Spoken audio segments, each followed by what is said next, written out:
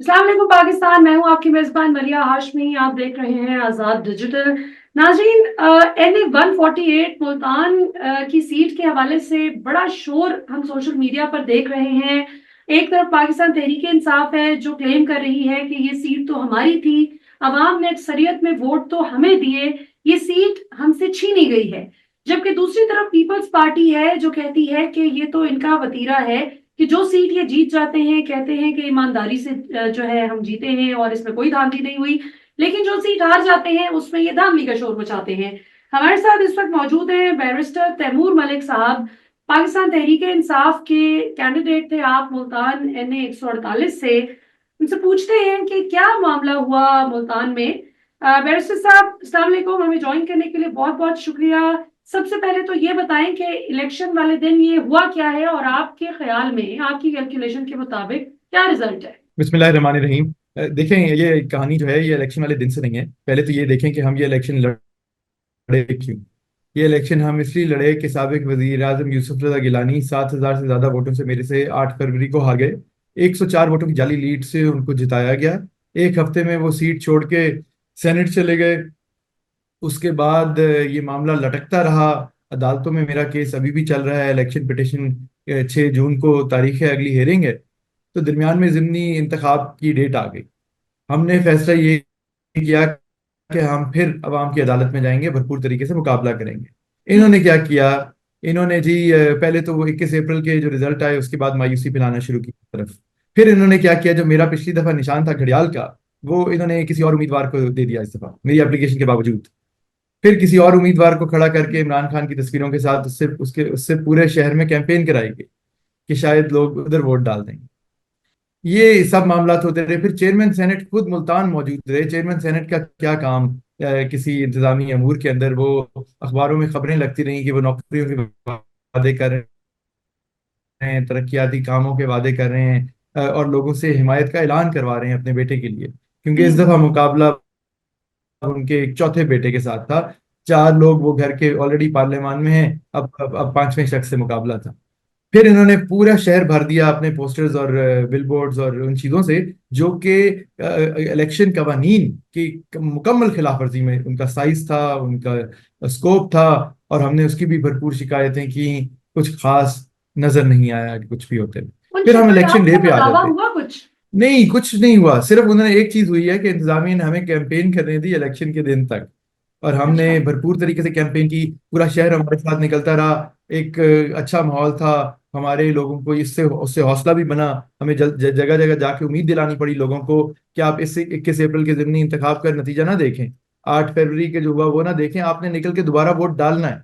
और मैं शुक्रमंद हूँ जो 52,000 कुछ लोग निकल के उन्होंने इमरान खान और मुझे वोट डाला। मैं हमेशा उनका शुक्रगुजार रहूंगा। हम्म। मुल्तान की शदीद गर्मी में निकल के वोट डाला।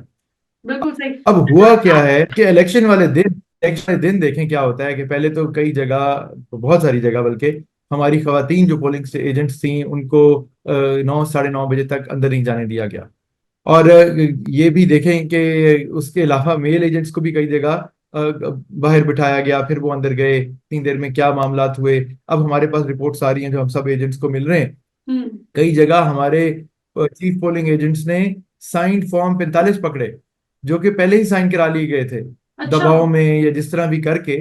जब विजिट करने गए तो कई जगह वो साइन पड़े हुए थे, तो नेचुरली इन्होंने बाद में भरे हैं। फिर ये हुआ है कि जी कुछ पोलिंग स्टेशन ऐसे भी हमने अब तक आइडेंटिफाई कर लिए हैं कि जहां पे पिछली दफा इनको 140 वोट मिले थे खवातीन पोलिंग एजेंट स्टेशन के ऊपर, और इस दफा उसी पोलिंग स्टेशन से इनके 1450 से ऊपर वोट निकल रहे हैं। अच्छा। मतलब डबल नहीं, ट्रिपल नहीं, इतना तो आपको 57% टर्न आउट था। अंदाजा तो था ना, इस चीज का अंदाजा तो था आपको अभी इससे पहले जो बाय पोल्स हुए उससे अंदाजा तो हो गया कि ये मामला फॉर्म 45 के भी मैनेज होने के जो इल्जामात आपकी जमात आयद कर रही थी कुछ हलकों के बाय पोल्स में, तो ये तो अब आपको अंदाजा फिर होना चाहिए था कि ये तो होगा। इसके सदब आपके लिए आपने क्या प्रोएक्टिव मेजर्स लिए? बिल्कुल, देखें, अंदाजा तो था। उम्मीद, लेकिन आप उम्मीद रखते हैं। मैं एक ऐसा शख्स हूं कि जो जज्बा रखता है और उम्मीद रखता है अभी भी निज़ाम से कि कोई निज़ाम बेहतरी की तरफ जाएगा, ना उम्मीदी नहीं फैलेगी मुल्क के अंदर। और मैं फिर ये कहूंगा, इन सब चीज़ों के बावजूद इतनी बड़ी तादाद में 50,000 से ऊपर लोग एक ज़िमनी इंतखाब में निकल के हमें वोट दें, ये कोई छोटी बात नहीं है। सही। अब बात यह है कि दूसरों को कितने मिले। हमें हमें ये है कि अब मुझे तो नहीं लगता कि उनके 30-40 हजार से वोटर कोई ज्यादा नहीं, अगर 1400 वोट निकल रहे हैं तो हमें तो बैलेट स्टफिंग ही नजर आती है हर तरफ। तो हमें तो यही लगता है कि इतना टर्नआउट ही नहीं था हल्के में। जहां जाते थे हमारे कैंपों पे रौनक होती थी, बाकी सब कुछ सुनसान था। हम्म। 20-25% के करीब टर्नआउट होगा। फिर हम ऐसे पोलिंग स्टेशन का रिजल्ट देखते हैं जहां पे 67%, 55%, 50% वोटर टर्नआउट है, और वो सारा वोटर टर्नआउट उनके हक में है। तो बिल्कुल सही। तैमूर साहब, मुजफ्फरगढ़ पीपी मुजफ्फरगढ़ 269 में अगर अदालत इजाजत देती है और बाई पोल्स होते हैं, तो क्या अब यही कुछ रेप्लिकेट होता हुआ बेबस होके पीटीआई देखेगी, या फिर इसका सद्देबाब करने के लिए कोई प्रोएक्टिव मेजर्स हैं आपके पास, कोई कानूनी पिटारी में आपके पास कोई है ऐसे कानूनी ट्रिक्स या कुछ? कानूनी पटारी वाली बात तो देखें, यह है कि अभी मेरा पिछला केस भी चल रहा है। मैंने इन्हें बारहा ये कहा, दूसरी मुखालिफ जमात ने, पाकिस्तान पीपल्स पार्टी ने और गिलानी खानदान ने बयानिया फैलाया कि जी दोबारा गिनती मेरे केस में भी हुई थी और यूसुफ रजा गिलानी साहब मुंतखब हो गए। आज तक यकीन करें दोबारा गिनती हमारे हल्के NA 148 में नहीं हुई। मुस्तरद शुदा वोट पिछली दफा 13,012 थे, वो दिखाई नहीं गए। और एक जाली लीड बनाएगी 104 वोटों की एक साबिक वजीर आजम के लिए। आज जो है, अब जो परसों इलेक्शन हुआ 19 मई को, उसमें जो उनकी लीड बना अब उनके बेटे की है, उसके अंदर सिर्फ 1,000 चंद वोट रिजेक्ट हुए हैं। इतनी अजीब अजीब। हम उम्मीद रखते हैं कि शायद इलेक्शन पिटिशन ही उनकी चल पड़े। अगर जिमनी इंतखाब होगा, जिमनी इंतखाब अगर होगा, तो इकबाल पताफी साहब जो हमारे वहां से उम्मीदवार हैं, अब उन्होंने 21 अप्रैल भी देख लिया और 19 मई की कार्रवाई भी देख ली। तरीका वारदात बदल जाता है, आउटकम वही है। तो जाहिर पॉलिसी बनानी पड़ेगी कि किस तरह इस इंतखाब में जाना है। और पूरे पंजाब से नहीं, पूरे पाकिस्तान से पार्टी वर्कर्स को और लीडर्स को मुजफ्फरगढ़ जाना होगा वोट की हिफाजत के लिए। ये सब करना होगा, ये चंद लोगों के बस की बात नहीं। बिल्कुल ठीक। अच्छा, अब जरा खान साहब के केसेस पे आ जाते हैं। आप बहुत से ऐसे 9 मई के असीरान के वकील भी आप रहे, और बड़ा एक्टिवली आपने जो है उनको डिफेंड भी किया, और इसमें कई लोगों को आप जो है बाजियाब करवाने में भी कामयाब हो गए इन केसेस की मद में जो जेल में कैद थे। ये बताइए कि इमरान खान साहब आपको कब तक नजर आ रहा है कि इन तमाम मुकदमात से जान छुड़वा कर जेल की सलाखों से निकल सकते हैं? क्योंकि ये हर पाकिस्तानी, चाहे वो इमरान खान का सपोर्टर है या उनका नाकिद है, ये सवाल हर पाकिस्तानी के दिल में है कि इमरान खान कब आ रहे हैं बाहर। एक हकीकत पसंदाना जवाब देना चाहूंगा बतौर वकील। मैं सिर्फ कोई ये नारा नहीं लगाना चाहूंगा कि वो अगले हफ्ते बाहर आ जाएंगे या ईद तक सही। बाहर आ जाएंगे। आप एक प्रोसेस प्रोसेस देखें। कल उनको एक 9 मई के केस में बरीयत मिली है, जी ठीक है, बाकी भी लीडरान हैं। आज उनके खिलाफ जो टेरियन वाइट केस था, जी जी। उसमें अभी अब से चंद लम्हात पहले, वो केस उनके खिलाफ नाकाबिल समाअत करार दे दिया गया है दोबारा से। इस्लामाबाद हाई कोर्ट की तरफ से। जी। अभी साइफर केस की भी हेयरिंग होनी है, और आज के बाद जो हेयरिंग होगी उसमें हम अपने दलाइल देंगे, और मैं और बैरिस्टर सलमान सफदर साहब, और उम्मीद है कि वो केस भी इख्तिताम पजीर हो जाएगा, जो कि सबसे मुश्किल केस है इस वक्त खान साहब के खिलाफ। अब उसके बाद रह क्या जाता है? रह जाते हैं तोशा खाना, अलकादर जैसे केस, और तोशा खाना के वो कई केसेस अब बना चुके हैं, उनमें कुछ नहीं है। और हम्म। 1 साल के करीब जेल जो है वो सब अब काट चुके हैं। सो मुझे नहीं लगता कि ये केसेस ज्यादा देर चल पाएंगे। लेकिन हम्म। केसेस की तादाद इतनी है, 200 के करीब है। जमानतों पे वो हैं, कुछ में सजा, चंद में सजा हुई हुई है। जिनमें सजा हुई हुई है उनमें या तो सजा खत्म होनी होगी, या उसमें कोई अपील के ऊपर कोई रिलीफ मिलनी होगी। तो उस मामलात में कुछ महीने लग सकते हैं।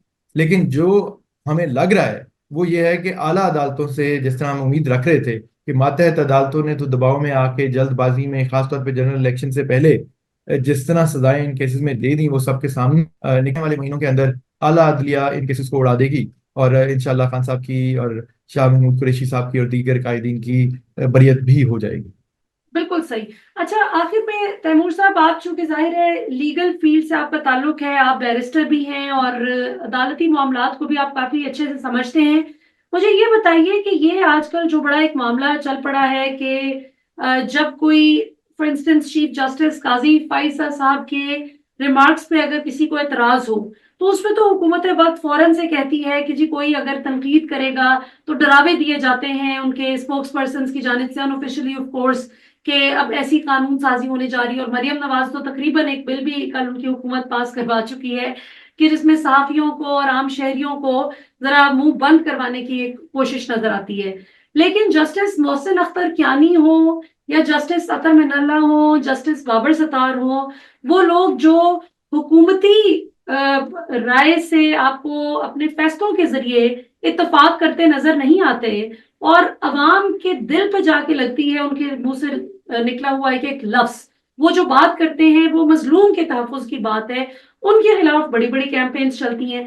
तो ये बताएं कि अब ये मरियम साहिबा की हुकूमत जो बिल ले आई है सोशल मीडिया को कर्टेल करने के लिए, फ्रीडम कर्टेल करने के लिए टू बी एग्जैक्ट, इसका क्या कानूनी तरीका है? पाकिस्तानी अवाम के पास क्या सोल्यूशन है कि उनको विक्टिमाइज ना किया जाए? कोई प्रोएक्टिव अप्रोच अपना सकती है कानूनी तौर पर पाकिस्तानी अवाम? सबसे पहले तो देखें कि कोई भी कानून जो आए वो अगर आइन की रूह के खिलाफ है तो फिर उसको अदालत में आप चैलेंज कर सकते हैं। अगर ऐसा कोई कानून बनेगा जो कि आज़ादी राय और इंसानी हकूक के खिलाफ होगा तो उसको आला अदालतों को देखना पड़ेगा।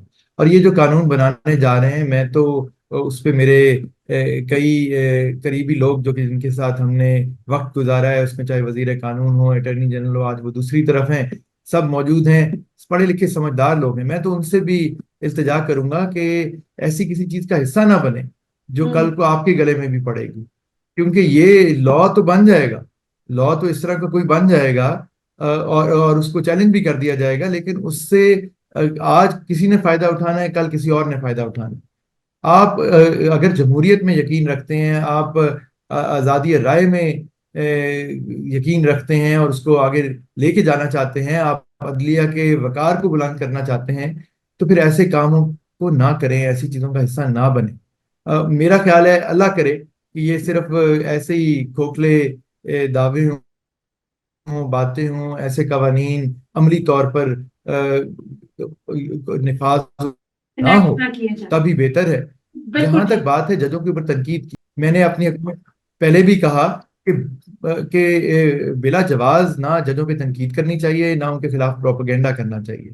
जज साहिबान ने फैसला करना है, जो उनके सामने चीजें रखी गई हैं उसकी बुनियाद के ऊपर। सो हमें उन्हीं जजेस के दो फैसले अच्छे लगते हैं तो उनकी तारीफ करते हैं, दो गलत लगते हैं तो उनके ऊपर तनकीद शुरू। जो बिल्कुल जज सबका होता है, हमें जो आज बिल्कुल इरफान साहब सही। के केसेस में रिलीफ मिल रही है उन्हीं जजेस से मिल रही है। सो बिल्कुल सही। बहुत बहुत हमें शुक्रिया इस चीज का बैरिस्टर ख्याल तैमूर मलिक जरूर साहब, रखना आप हमारे साथ मौजूद चाहिए। हैं। नाज़रीन, आपने आज का प्रोग्राम देखा, हमें अपने फीडबैक से जरूर आगाह कीजिएगा। तैमूर मलिक साहब, आपका हमें ज्वाइन करने के लिए बहुत बहुत शुक्रिया। पाकिस्तान हमेशा जिंदाबाद।